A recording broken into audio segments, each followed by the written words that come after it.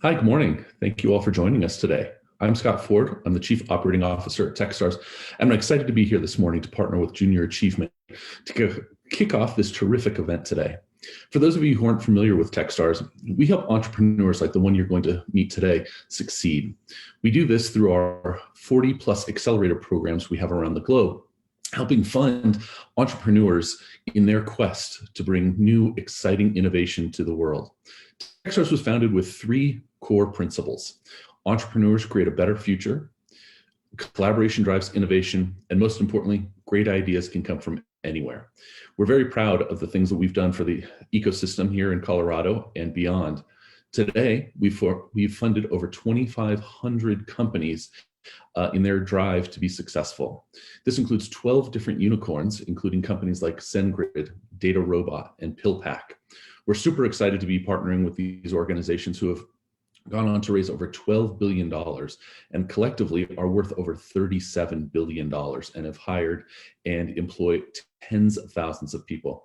It's a tremendous day to be an entrepreneur, and we're very excited to be part of this organization.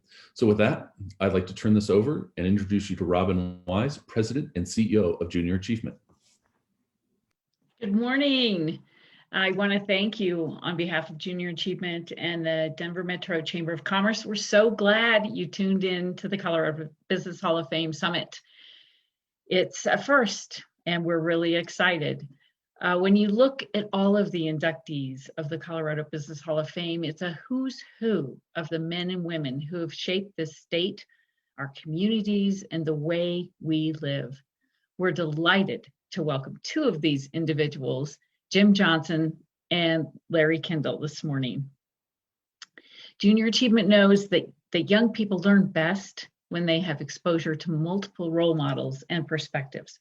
So we're also delighted to welcome two alumni from Techstars, David Potter and Elena Von Phillips, who are demonstrating what a bright and innovative future we have. All four of our panelists are incredible role models for what you can do with your future. We extend a huge thanks to our education sponsor, UMB Bank, for making today's summit possible, as well as Techstars, the Denver Business Journal, Denver 7, and all of our sponsors. It's now my pleasure to introduce today's MC, Denver 7, Brian Sanders.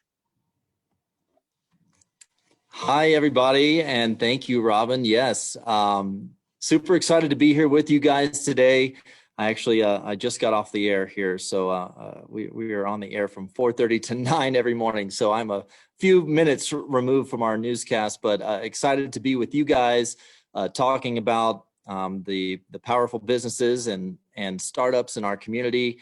And we're going to be hearing from some industry titans, some pillars in our Colorado business community. We're also going to be hearing from some newcomers who are kind of forging their own paths with their startup businesses. So I hope to learn a lot from all of our panelists today. I'm a morning news anchor at Denver 7. I am also our business beat reporter. I have a series here called In Good Company, and that is where we feature a Colorado-owned business each week to highlight kind of what makes them unique. We have such a strong entrepreneurial spirit here in Colorado community, so supportive of one another, and there's such an affinity to support Colorado-based products and services. So we use that series to highlight those companies. Want to introduce our panelists today. We are joined by two of Colorado's most influential business leaders. They are Jim Johnson of GE Johnson Construction Company and Larry Kendall of the group real estate firm, both of whom are inductees into the Colorado Business Hall of Fame. And we're going to be hearing from them here in just a second. We are also joined by two entrepreneurs who are newer to the scene, but already making a huge impact. As I mentioned, we're going to hear about their startups and what led them into business and how things are going. They are Elena Von Phillips and David Potter. So thank you to all of our panelists for being here. So I want to explain a little bit about how the next hour is going to go. We do have some questions that were previously submitted in advance, so I'm going to be asking our panelists some of those questions. But I want to encourage you who are watching this discussion, whether you are already in business, I understand we have some students and some teachers who may be joining us. So I encourage your participation and be sure to submit any questions that you might have for our panelists. And I'll be checking our chat to try to get to those as much as I can throughout our discussion. So thank you for joining us online. We are recording today's event, and so starting next week, you will be able to view this on the Denver 7 app for all the major streaming platforms like Roku and Amazon Fire and Apple TV. All right, want to introduce our panelists one by one, get a brief background on their companies and them as business leaders. So we want to start with Jim Johnson of GE Johnson Construction Company. Good morning. Thank you, Brian. I'm Jim Johnson. I'm President and CEO of GE Johnson Construction Company in Colorado Springs. I'm a second generation general contractor. And when I think about entrepreneurship, sometimes you can hop into a very traditional business, but it's how you build that business and how you build that culture that really defines your entrepreneurship. I look forward to your questions today and learning more. Thank you. So I want to introduce one of our newcomers, Elena Von Phillips, here to talk a little bit about her startup business and a little about herself. Good morning, Elena. Good morning, Brian. Thanks. So I'm Elena Von Phillips. I'm based here in Evergreen, Colorado, up in the mountains. I am co-founder and chief development officer of a very new startup. It's called Boba Vita. We're a clean food tech company and the first and only producer of popping boba in the US. So I can get into a little bit more about that later, but it's a really exciting, unique technology. And it fits in with a previous startup that I had a few years ago that was a clean denim textile technology company. So I really like cleaning up dirty businesses. I also currently lead a digital innovation initiative for Energize Colorado, which is a nonprofit started by Brad Feld, who's the founder of Techstars, as many of you probably know. And I also lead partnerships at another startup. It's a global startup, actually, called Go Running Tours, which does site running tours all around the world. So I'm a busy person involved in a lot of different things, but the underlying theme is that we're all just trying to change little pieces of the world here and there, wherever we can. Yeah, a lot of irons in the fire there for sure. And pretty wild when you look at our website at the Boba Vita product. So thank you. Look forward to hearing from you. Okay, Larry Kendall is here, who established the group real estate firm. And Larry, good morning. Good morning, Brian. Thanks for the introduction. My background, I actually helped start two companies. Our first was the real estate company in Northern Colorado. We received some national recognition for our productivity. We were ranked as the most productive real estate company in America in terms of transactions per associate. And people began to ask how we do that. And I said, well, I can show you. And that led to creating a sales training program called Ninja Selling. And that has grown now to the point where we are training about 1,000 students a month in a little over 20 countries. There is a book, if you're interested, called Ninja Selling that I authored. And so that's what my primary focus is today. I retired from the group real estate company a couple of years ago and focus on the sales training company at this point. Yes, and we're going to hear more about the Ninja selling system here in a little bit and how it applies to a lot of different industries, not just real estate. And lastly, we have David Potter, who has started up a company called Kuru to hopefully help people get approved for some loans. Good morning. Hey, good morning, Brian. And how's it going, everybody? So as Brian said, I'm David Potter, the CEO and co-founder of Kuru. I'm calling in from over here in Denver. And a little bit more on Kuru. It started off as a consumer app. So we had an app in the App Store for a number of years, and it was aimed to help people improve their credit scores. And then I guess just a little bit of background on that. I'm not sure how many people may be pretty vetted in building their credit scores, but it ends up being a pretty important factor for getting housing, cars, etc. And then through our evolution, we ended up partnering with banks in order to give like your applicants a path to approval. So if you're applying and your credit score would be too low, to bridge that path, so you'd have an action plan. So going to be happy to share with you guys a little bit more of like that founder journey or any of those insights around there. So starting from the ground up and building that up quite a bit. In my experience, and the reason how, kind of found myself getting into credit was when I was in college, I was studying on a full ride from Bill Gates. But due to that, I didn't really have an established credit score. So after getting rejected, it really just started with a personal problem that I was facing and really digging into that, learning more about finances for myself and how I could help other people with finances. So from this to that, we got into the Techstars Western Union program, which is based out here in Denver. And then since then, we went on to raise about $3 million or a little bit more than that in capital. So with that being said, happy to share with you guys a bit of that journey and answer any of the questions that you guys have.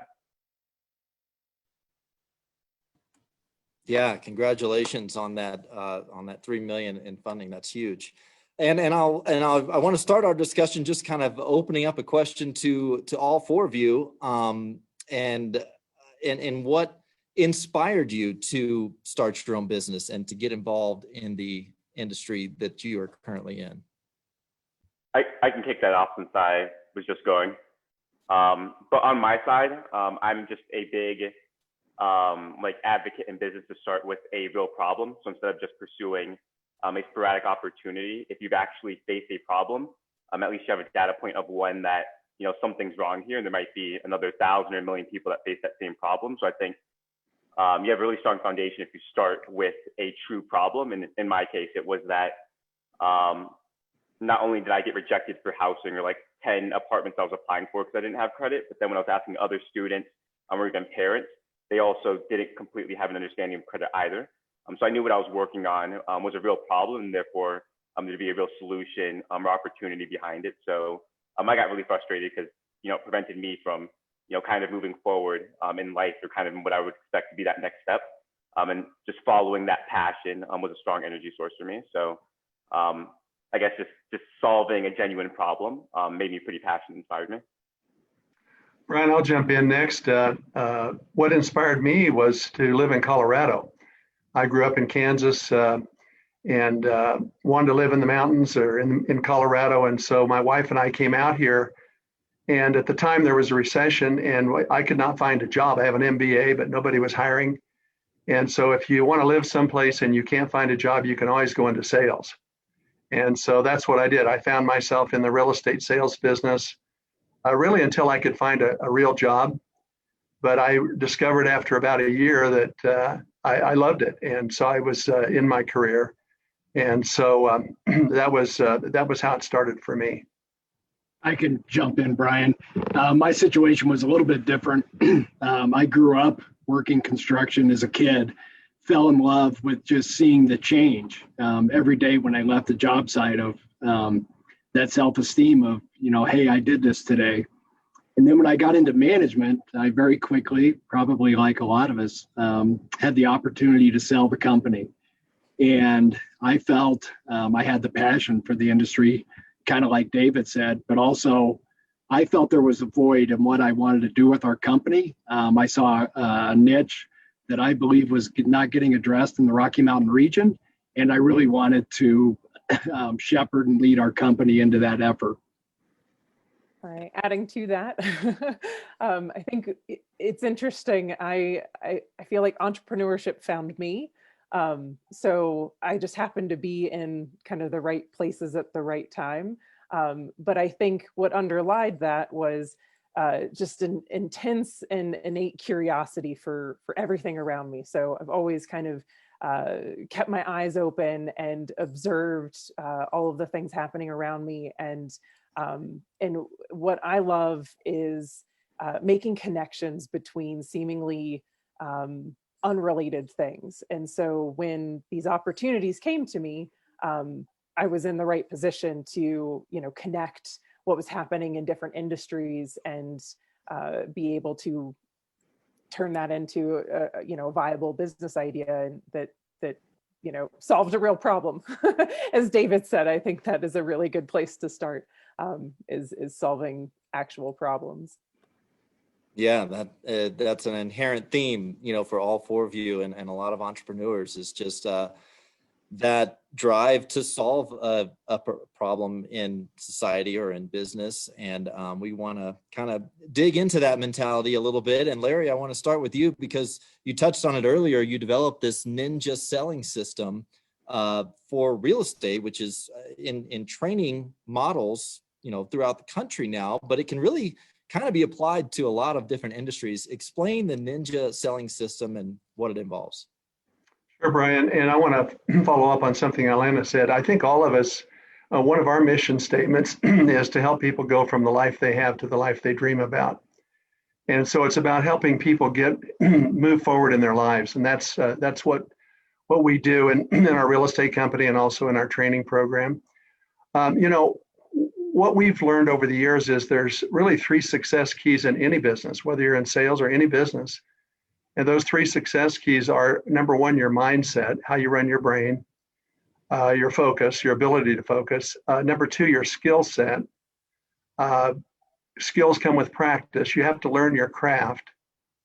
And number 3 is your actions, the actions that you take on a daily basis. So what we know is we don't decide our future, we decide our habits, and our habits decide our future. And so the actions that we take every day are really important.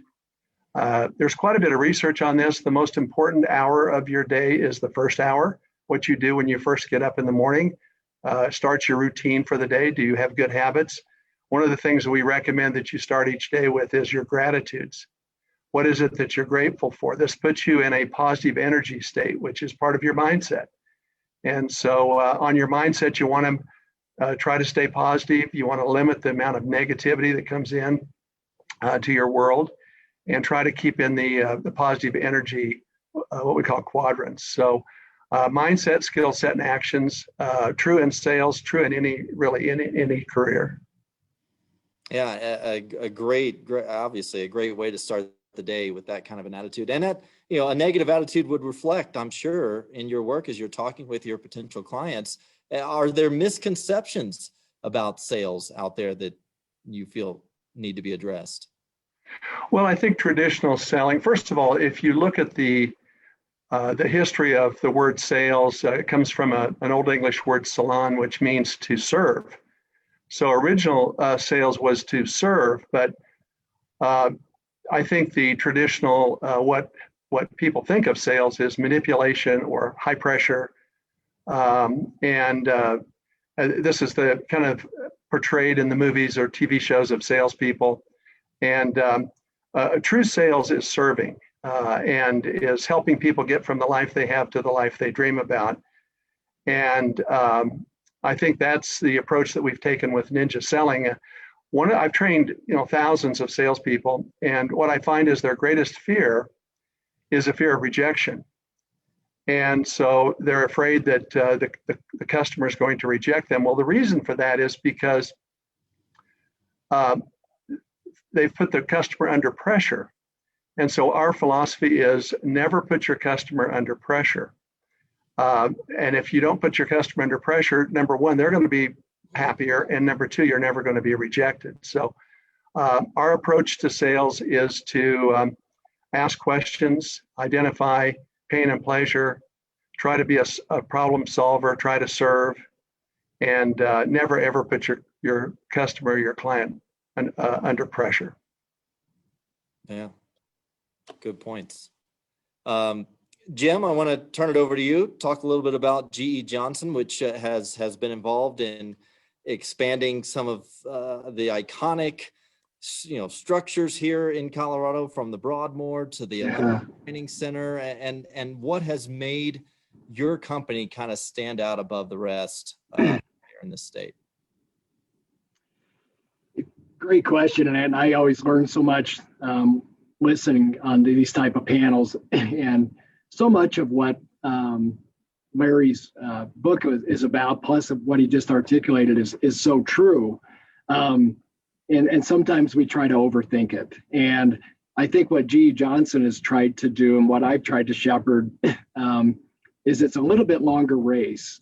You've got to manage your day-to-day decisions to a little longer horizon. and build those relationships and really produce that quality and that excellence that allows you the future opportunities to work at places like the United States Olympic Museum, the Broadmoor. It isn't just a job, it really is a career and sustainable company operations. And that approach doesn't sound all that novel, but in our industry, a lot of people are just trying to hit a quick home run and maximize their returns on a single project. And where we've tried to really recognize the customer culture and a lot of the sales culture that that Larry speaks at as well. And that's a little bit non-traditional in our industry. So that is what has led us to be not only a good builder, but a good company. Because there's a lot of people that can build great structures, but we wanted to build a really good company and embracing our values and having those perpetuate themselves. Yeah, having a true impact on the community. And it's sometimes difficult to have that long-term vision, that you guys are referring to. Like you said, a lot of people want that quick satisfaction. Right. This is a multi-generational family business for you. What lessons did you learn from the previous generations or from your dad that you've been able to carry in your company? Yeah, and I don't know all the numbers exactly, and Robin probably knows them, but the failure of second generation businesses, construction businesses, was second only to restaurant failures. So you kind of keep that in your rearview mirror at all times. And I just absolutely was driven not to be that guy. And one of the questions in the chat box is, what was the most significant challenge that you faced? And it's the fear of failure, as Larry said. And I fortunately, or unfortunately, I had failed a bunch in my academic career and would have to repeat classes. But I knew what the end goal was. I wanted that diploma. And it was the hard work of having to go back in that class that you failed, but the sun still came up and the world was still moving. And I had to change my approach and style to get through those classes. So I knew I could handle failure. I knew I could survive. I had the self-confidence and the self-esteem to saying I can get myself up. I failed, but I want to keep going. I know my goal. So I think a lot of that allowed our company to grow, knowing that we can handle failure, as opposed to becoming very restrictive on the opportunities and just trying to preserve what the company had at that point. Yeah, and thank you, McKenna, 8th grader honors student from Fort Collins, for that question too. Elena, I want to turn it over to you. I mean, you've done a lot. You've started a lot of businesses, and you're juggling a lot. What was it that inspired you to kind of tackle a lot of things at once? And what advice would you have for someone who is looking to start their own business? Yeah. So I would say I wouldn't necessarily advise being so involved in so many different things. It is quite a strain on our most limited resource, which is our time. But I would say that and especially for young people, and I feel like every opportunity I've ever had has come out of having a lot of interest and pursuing multiple interests at the same time. It's how you learn. It's how you understand what your innate talents are, what you enjoy doing, what you're interested in, and then you can put those things together and make businesses, make careers for yourself. So I think in that sense, it's actually a good thing to try a bunch of different things, because you can learn from every one of those experiences. And I'd say in terms of starting a business, it's, for me, my business has found me. And like I said earlier, it was because I had been involved in multiple different things, and I was able to make those connections between, different industries and different educational disciplines. So not just being, strictly a finance person or strictly a marketing person, having that overview of all of the different pieces to a business is really helpful when you're trying to start a business, and having that interest and curiosity in all of the different aspects of a business.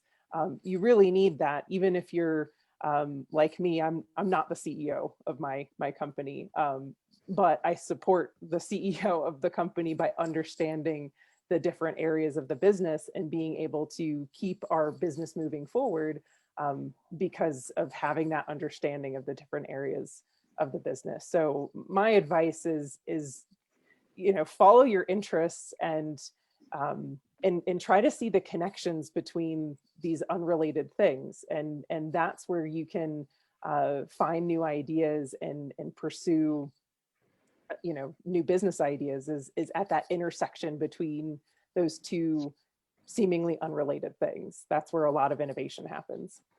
Right. Got to have the passion and love what you're doing. Also have to fund it, or find a way to fund starting a business, which is another challenge. And I want to open it up to David and Elena both, because you are starting up a business. How did you go about finding funding?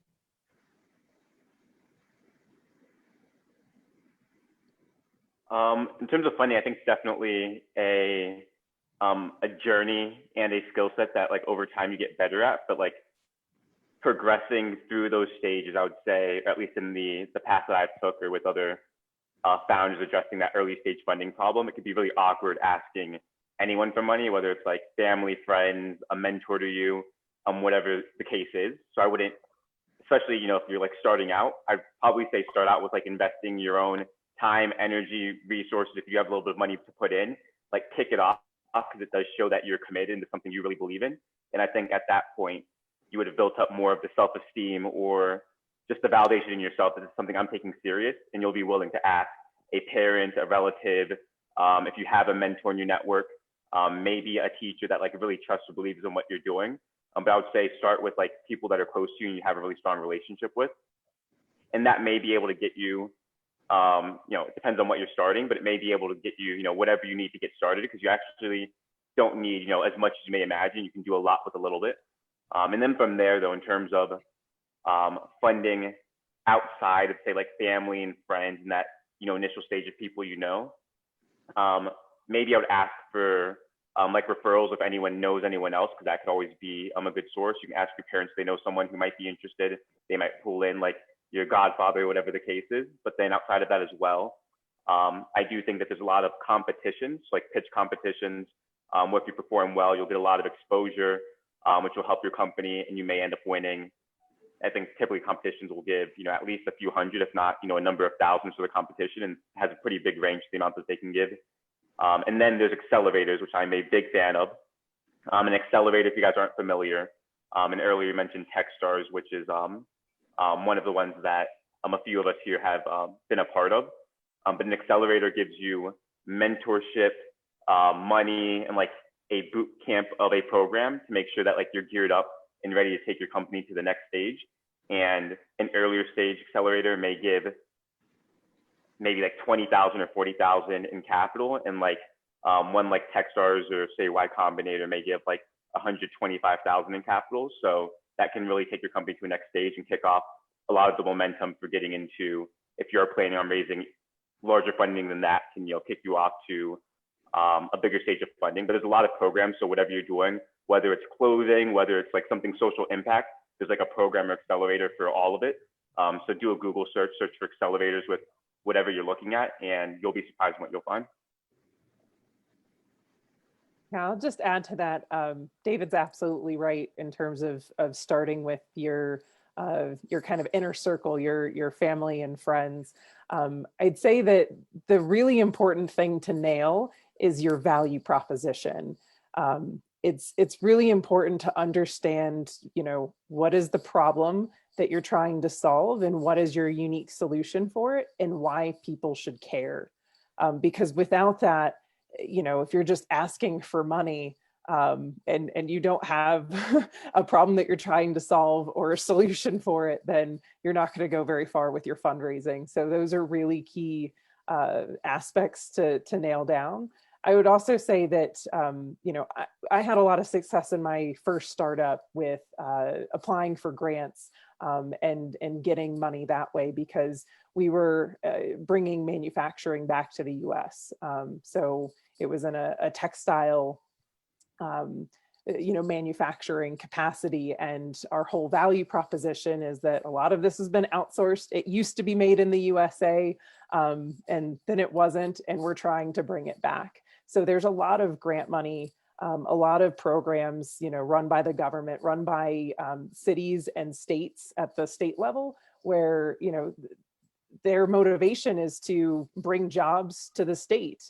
Colorado has a great program through OEdit, the Advanced Industries Grant, where they're trying to motivate and generate jobs and economic development for the state of Colorado. And some of the grants are up to $250,000 if you have a good product market fit that can show how your business is going to actually generate new jobs and economic development for the state of Colorado.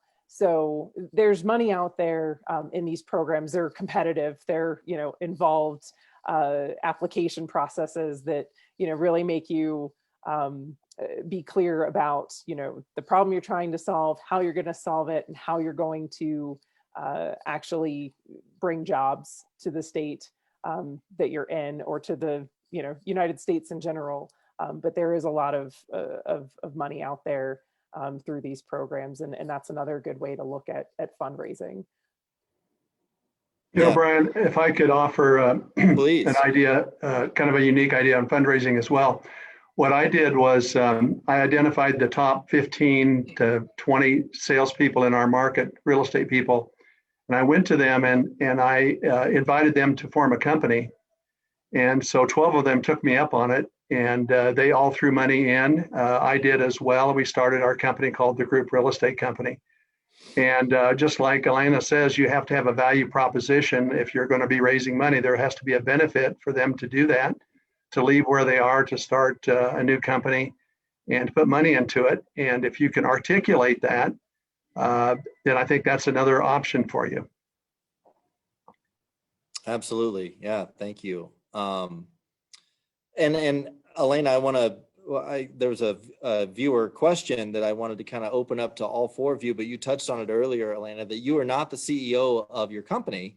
But I wanted to ask you, being a founder, being so close to the company as a founder or co-founder or CEO, how involved are you with your employees, and what attributes are you looking for when you hire? That's a great question. I think, very involved. I mean, when you're on a founding team, it doesn't matter what your title is. You're all founders, and you're all equally, trying to move the ball up the field, to use a football analogy. So, the titles are arbitrary. It's almost like you just have to have them for kind of external reasons, but when you're inside, you're very much all on the same team, putting in the same effort to try to get your business off the ground. So, we're very involved in hiring decisions and vetting, who we want to work with. It's not just employees, it's also like customers and, and other people that you might need to work with to get your business off the ground. So I think it's important that everybody be involved and the kinds of things that you look for: passion and work ethic, and making sure that everybody's aligned around the same values. Because I think I learned in my first startup that when you're not aligned around the same values, it's very hard to move forward with your business. So that was something that I learned and that I've kept with me over the years is to really make sure that everybody that's involved in your business is working towards the same purpose and values, and that will make a huge difference in the success of your company.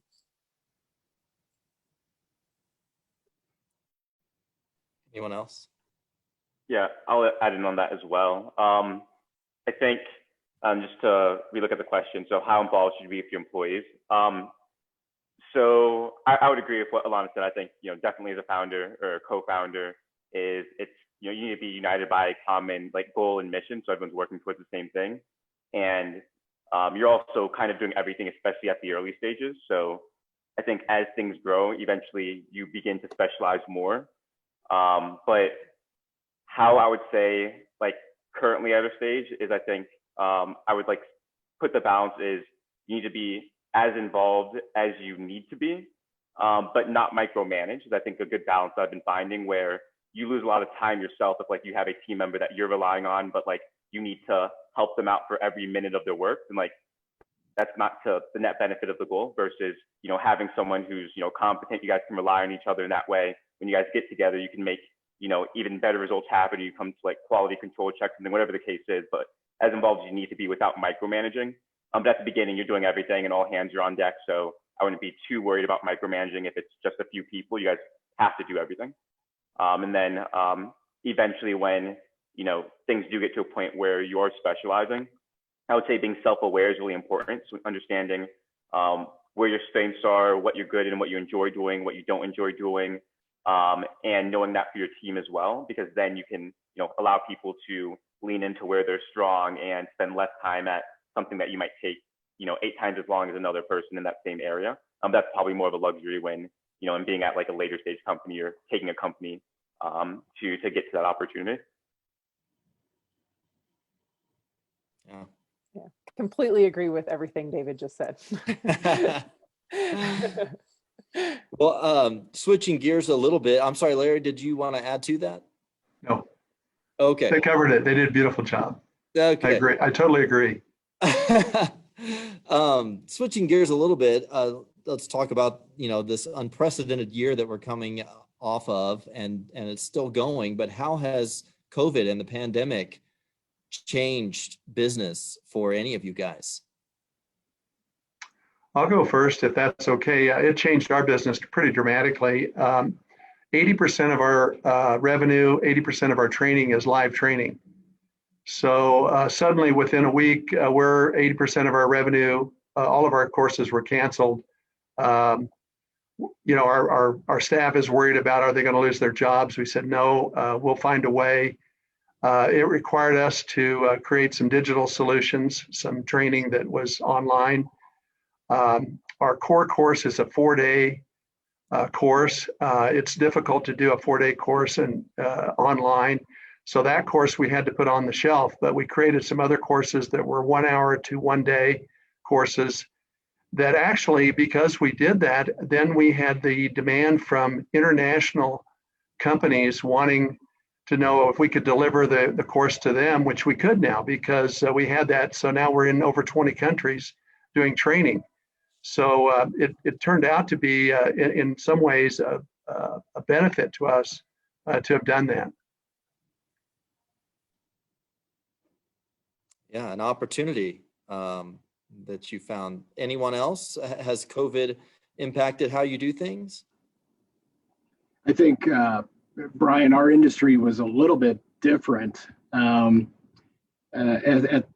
roughly a year ago, right? We were working in 42 different jurisdictions in 7 states the day that everybody kind of shut down. And nobody was fully prepared for this type of activity and exactly what it meant. And so, you quickly grab your crisis management team or whoever your advisors are, and how are we going to work through this?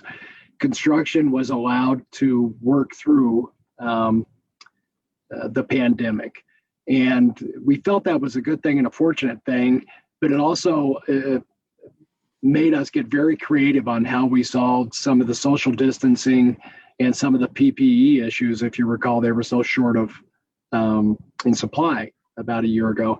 And I loved the innovation and creativity that our various job sites came up with. And everybody, Lenexa, Kansas has a different set of rules than Boulder, and how they adapted, and that ingenuity that really came that allowed our people to keep working. I think we want to keep that. And how we learned, all of a sudden we have 250 people working remotely, what it did to our systems. So now we're evaluating the work from home versus office type environment. Those changes I think will stay. But it really, as a leader, you've got to engage. Your people are looking for direction during that highly uncertain time. So I had to be very visible. And that was a tough time to do that. But I think it was a lot of good lessons learned. And I'm very proud of the resiliency that our company put up. But every day I went home, you cannot forget that your workers have families at home too. And some of the other challenges there, we developed a school program.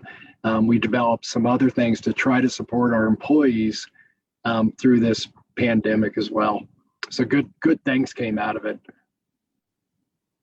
Yeah, happy equal productive workforce a lot of times. So, any David or Elena? Yeah, I think I'm in a bit of a unique situation because of everybody on this panel. I think I'm the only one who started my business in the pandemic. Good point. So I think there's some interesting lessons learned from this because, like I said, I had a previous startup, that started a few years ago, and that was in denim. It was basically a textile technology that had fashion implications, but it was cleaning up a dirty industry. But if I had tried to start that business now, it wouldn't make any sense because who cares about fashion? Who's wearing jeans right now when everything is done by Zoom? Maybe the jackets would have done well because it looked cool on a Zoom call, but it's less of an issue. And so in starting this food technology business, Boba Vita, again, it was cleaning up a dirty business. But I think, one of the decisions that I had to make joining this startup was, is this an industry that is pandemic and recession proof? And yes, it was, and it is. And I think had it been a different industry, had it been a different startup idea, I might not have made the same decision. So I think, in times like these, when you're really forced to look at what's important and what's not, and food is one of the most important things that's always going to be a need for people, whether it's the basics, vegetables and farming, or whether it's something a bit more fun and just an add-in like what we're doing, it's still important, and it's still going to be a product that is going to last beyond or still be in demand during a recession time or a pandemic time like we're in right now. So I think that's really important when looking at making a decision of starting a business in a pandemic is what industry are you looking to disrupt, and is it going to be an industry that can withstand these ups and downs. And I think there are certain industries like healthcare and like, food technology that are always going to be in demand. So that would be my advice for the audience, is to be really, picky about which industry you're starting your business in. Yeah, certainly. I'll just chime in there as well, since you asked Brian, but I would agree as well. What Lana said, I think coming in, and it's hard to predict everything, but at least with, there's a lot of risk already. So coming in with at least an industry that does have some level of base, at least that can keep yourself sane, because every single company and every single person, I'm sure everyone's like family had it, every single person here, everyone's like wearing a mask, I'm sure, when you go outside. So like everyone's been impacted by it, and it's changed so much. So, you know, just having that level of, you know, reliability, or, you know, less things to, you know, pull at your hair, definitely, you know, pays off a lot as well, versus having to solve one extra major thing. That'll be a big uphill battle, depending on what industry you're in. So like if you had a restaurant, I'm sure it was, you know, pretty hard for a lot of restaurants. Nonetheless, though, on our side, I'd kind of say the good and the bad. I'm part of the transition. I'm working remotely, having largely, you know, like a technology team. A lot of us have, you know, done Zoom, et cetera, throughout. And so that wasn't much of an adjustment for us in terms of like workflows and getting work done. The team was pretty efficient. So that was fine. We did have to wait for like some banks or other partners to kind of figure that out over a few months, but there was like nothing major there. So that worked out pretty well. But then in terms of the like negative side, or how it forced us to react, is, and I'm going to give us like a big analogy, because I feel like talking on technology, things just get confusing. So we had to do what you guys may hear more often at some point, or maybe you heard it before, but we had to pivot to make sure that we were listening to our customers in the market, and not sell a product for, you know, that was for the market yesterday or a year ago that they were no longer looking for. So to give like an analogy, if you were selling, so you had like a clothing company and you were selling t-shirts, but there was like a blizzard, like the pandemic, for like 12 months. If you're still selling t-shirts, you're probably not going to make many sales, versus if you switched over to selling coats or something. So we had to make sure that we're listening to the market and just positioning or purposing a solution to where they were actually focusing on. So that took us, I mean, maybe 3 to 6 months, just as we were like navigating it. So right now we're in a, you know, a healthier spot. We're able to see, you know, the exact plan that we're executing on, but we had to make sure that instead of selling the older product, we were like spending the time to listen to our partners. Yeah.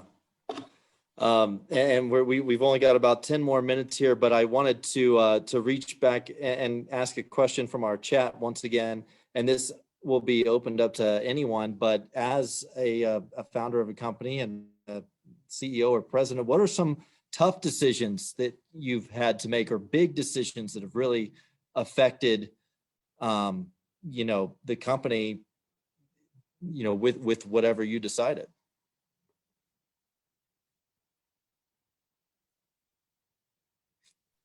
Or don't want to reveal that? I think for us, it was what I just mentioned. That was a tough decision for us to, we had built our business on live training, and to have to be forced to find other alternatives. That was a challenge for us. When, you know, in 1 week, pretty much 9 months of revenue was canceled out. And everybody's kind of a deer in the headlights, wondering, okay, what are we going to do now? So that was the most recent challenge for us. In the real estate business, I can still remember when the mortgage rates hit 17%. Prime rate was 21%. We had money borrowed at 2 over prime. We were at 23%. I remember those were scary times. I remember that we went 1.5 years in our company without anybody selling a house with a new loan. Everything was owner financing or creative financing, or, you know, so you have to be able to sail through those challenges, and it requires flexibility. It requires grit. And sometimes you'll lay awake at night wondering how are we going to get through this? But we always seem to find a way. And so those are a couple of my thoughts. Yeah, Brian, I can jump in. I can kind of remember, obviously, the construction industry is hit very hard during those times that Larry just talked about as well. But I think the ones that are the hardest for me always come down to people, when you've got to let somebody go, and really that evaluation of, has the company done their part that could have allowed them to succeed? And a lot of times they're very nice people, but you know, making that decision that the business has to move forward, and letting the people go. I think the people decisions are probably the hardest for me. Certainly, yeah. Yeah, I'll jump on that too. I think in my mind, I was hovering on, if not one of the more challenging, if not the most challenging, definitely one of the more challenging ones. Jim like primed me to agree with that as well. Not only is it harder to like, fire or let go someone who's like working towards the same mission, in there in the trenches with you day in and day out, they're putting in that quality work, but then you have to, again, maybe they came in the company too early and it wasn't the right time, whatever the case is. So maybe it is on the company, but if it doesn't work, it doesn't work, and that's a hard decision. Let alone in my company, I've had the pleasure on both sides of working with like two of my best friends at a point. So one of them is my co-founder.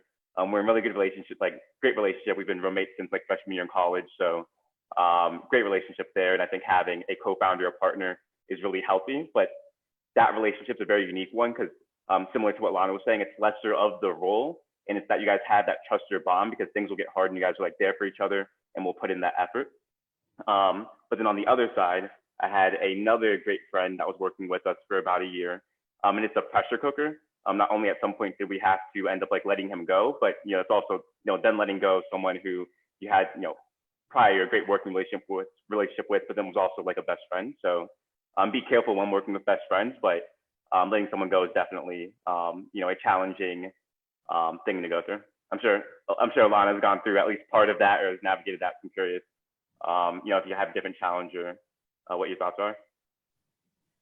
Oh, I definitely had some issues with my previous startup in terms of the founding team. That's why I brought up, what I learned from that experience was, we went into it with different values. I was this kind of naive, bright-eyed, fresh out of college student who, was going into a business because I wanted to make more sustainable denim, and my co-founders wanted to start a fashion company, and those are very different values. So, we ended up, having to part ways because we could never agree on, how to move the business forward because, they wanted to be fashion designers and walk New York Fashion Week. And I wanted to license. And so did Damon John from Shark Tank, who I pitched to one-on-one, and when you have, two different ideas around how to, move the business forward, then sometimes it's really difficult to move forward. So with the current business that I'm in, having learned that lesson from my previous startup, I was adamant with my co-founders that we were, in this business for the same, mission and purpose and have the same values around it. So I've not had the same issues with, growing the business or being aligned on how to move forward. I will say that the challenge is because we have a physical product, and normally to bring a physical product to market, you would go to a trade show and you'd get in front of a lot of buyers at the same time. And because of COVID, those events are not happening, or they're happening virtually. And so then the price to do a virtual show like that versus, whether that investment makes sense to do it in person, all of a sudden it's like, well, it doesn't make sense to spend that kind of money on an event, that's happening virtually where people aren't going to have the same experience. So you have to make the decision, well, now I'm going to go door to door virtually to try to reach the same people in a different way. And so that's been challenging because it's a lot more time consuming to, to find the right people to get in front of the buyers, and to make those kind of personal one-on-one connections. But at the same time, I think it can also be to our advantage. So it's different, and it's a challenge, and it's kind of this question of efficiency. Yes, it's a lot more efficient to be in one place and have a lot of people see your product. But I think at the same time, we'll have this advantage over making these relationships and connections with people, with our customers one-on-one in a way that we wouldn't have been able to do had circumstances been different. Yeah. Well, we talked a lot about value. The word value keeps coming up with, your values aligning with your product or service that you're offering, your values aligning with your employees. And, our last question, what advice would you give to any of the young entrepreneurs out there, any of the students who are watching right now, if they are looking to one day start their own business, or if it's already in the works, what advice would you have for them?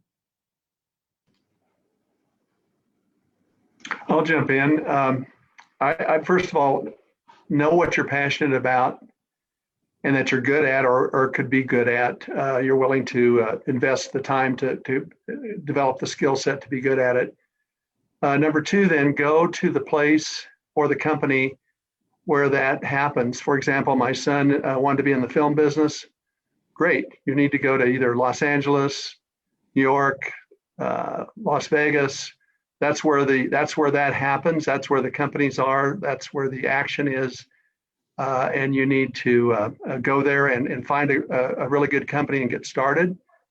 Take whatever job you can, even if it's at the low end, which is what he did. But if you're a hard worker, you get noticed, and people, leaders are always looking for the best people, and they'll promote you.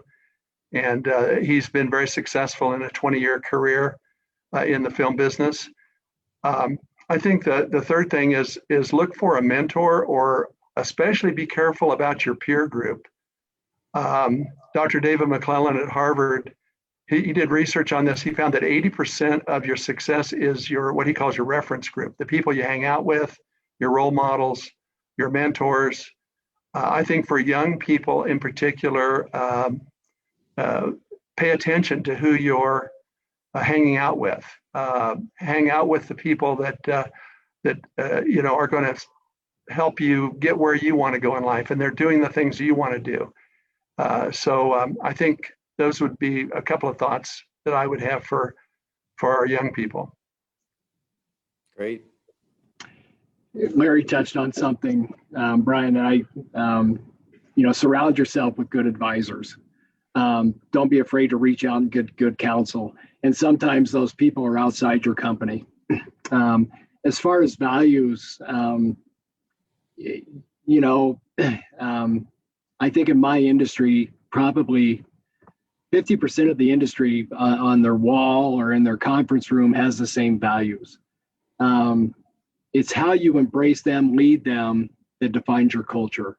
Don't pick a value just because it's trendy or popular, because they're looking for the leadership to really define that value and how it emulates throughout the company, and that will define your culture. So we're pretty big on our values. We promote them and teach them all the way up and down through our 1,000 employees, because I believe, like Elena said, you've got to be on the same page moving forward, and that will allow you to accomplish those goals. So pick the right values, but then don't forget the behaviors that demonstrate those values as well. Good point. Yeah, adding to that, I would just say, be authentic and be yourself. I think every time I've tried to be somebody else, that's when, the doors start shutting, I think, and people sense that. So whenever I've been myself and been comfortable in my own skin, that's when the doors start opening.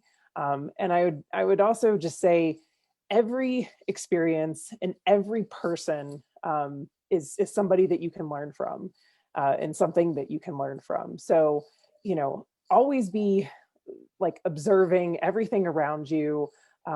Take every encounter that you have as a learning experience and learn how to reflect on those experiences and make something with it. So, I'll have to disagree with Larry about knowing your passion, because I think that's something that that sometimes you don't know what your passion is. You have to find it, or it finds you. But being open to experience and being in a learning mindset where you you want to learn from everything and you keep an open mind about who you can learn from and what you can learn from different situations, that's where you can start to find a passion for something and then apply what you've learned from different experiences to fulfill that passion. So my advice is really just to treat everything as a learning experience and keep an open mind. Yeah. Be a sponge right now. David? I like how two of us think it was Alana and Larry, but how they had like slightly contradicting like perspectives. But I think one thing that you'll learn as well is that it's not as like black and white as something like school where there's a right or a wrong answer. You'll like naturally find your path to build that muscle where you do what's right for you, or you know, in either path you'll find that passion and you'll have that path. So I just like that. That's, you know, just part of the reality I think you'll find in business where there's not, you know, just this is the one answer. Nonetheless, my take here is going to be a bit more random or like different. Earlier it was said that I believe it was Larry, although I may have been wrong here, but I believe he said start each morning with like gratitude. I think watching your habits, your energy, your environment is really important. And one passion that I have that I would recommend is being really aware of your environment. So of course, you know, put in the work, etc. But when I'm speaking of like being aware of your environment, make sure that that's a powerful environment that starts, you know, internally. So make sure that like you believe in yourself, you're confident, you're putting, you're putting in good work, it's something you believe in, and you're like in a healthy environment internally. Then in terms of whether it's like your classroom, your bedroom, your house, whatever the case is, but then eventually, it becomes just a really powerful force or environment where, you know, the environment that you're in encourages you to do better work. So when people were saying, or the other panelists were mentioning, having a good support group or friends, et cetera, like that's part of your environment. And instead of it being people that saying, you know, you're starting a business, do you think that's going to work? It's a pandemic. Why would you do that? Like that's going to make it that much harder for you to, I mean, unless if you get motivated by proving people wrong, then maybe that's a different angle. But, have people with you that really fuel you, because that will ultimately get it to the point where you have a real estate building that you own in front of you, or a company that you're proud of, or things building up. So I would encourage you guys to, be really aware of the environment that you're in and make sure that's one that fuels you, at least you're getting to a point where you can build that environment that fuels you. Surround yourself with the right people. Thank you guys, all four of you, for your perspectives and for your time today. Thank you to all of you who are watching from home or at work or at school. We really appreciate your time and your input, your participation today. We are out of time. I do want to thank our education sponsor, UMB Bank, and Summit partner Techstars before we go. And I want to turn it back over to Scott Ford of Techstars to close it out. Fantastic. Thanks, Brian. What a terrific event. Very inspiring, great advice from all these entrepreneurs. And it's great seeing all the things that they've done for the state of Colorado. So terrific. So thank you all for presenting. Brian, thank you very much for hosting. And everyone have a great day. Thanks.